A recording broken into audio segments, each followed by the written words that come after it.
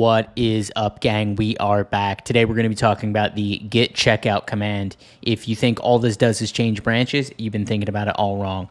So today I'm going to show you a different way to think about it and a couple different ways to use git checkout in your daily work. Let's go. All right, we're going to start with the most obvious one. Yes, use it to change branches. You can see here we're on master. Now we're on some update branch. You can also use checkout to jump to any commit. So if we look at our log, we can just copy this commit and just check that commit out directly. You can also check out any tag, and it's that easy. Okay, you can change branches, but how do you even create them? Use git checkout. So we use checkout with a B and some branch name to create that branch.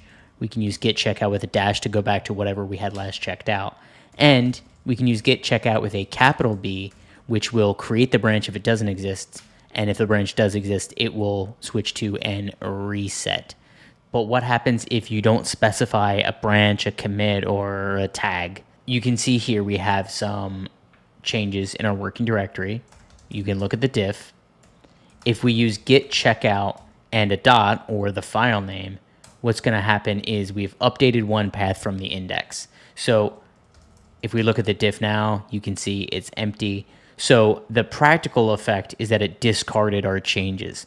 But the way I want you to think about it is exactly what it says here. It's updated one path from the index. So it's reached into the file state of how the file is at update, which is the name of this branch. More specifically, at head, which is this commit, and has now changed our working directory. It has checked those changes back out, overwriting our changes in our working directory.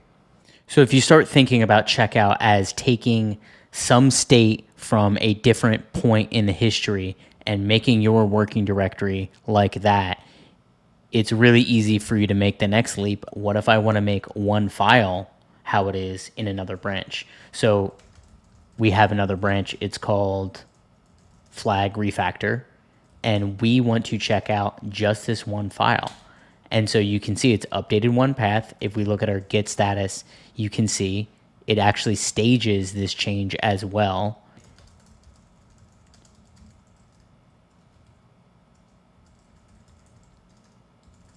And you can see now there's no difference between our branch and the flag refactor branch for this file. So this is super clutch if you need to pull in changes from just some other version of the file, whether it's a specific tag, a specific commit, a branch, any number of things.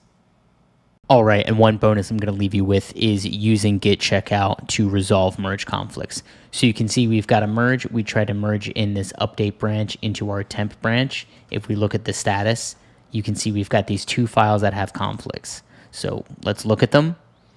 We have two sides here. This is what git considers our side because this is the head. This is what we have checked out right now. And then this is the other side that's coming in. And what we can do is do git checkout ours or theirs to accept just one side of the conflict on a single file, or in this case, all files. You can see that we abandoned our version and we took in the new version. All right, there you have it. Now you can do everything you ever wanted to with all just one command. Peace.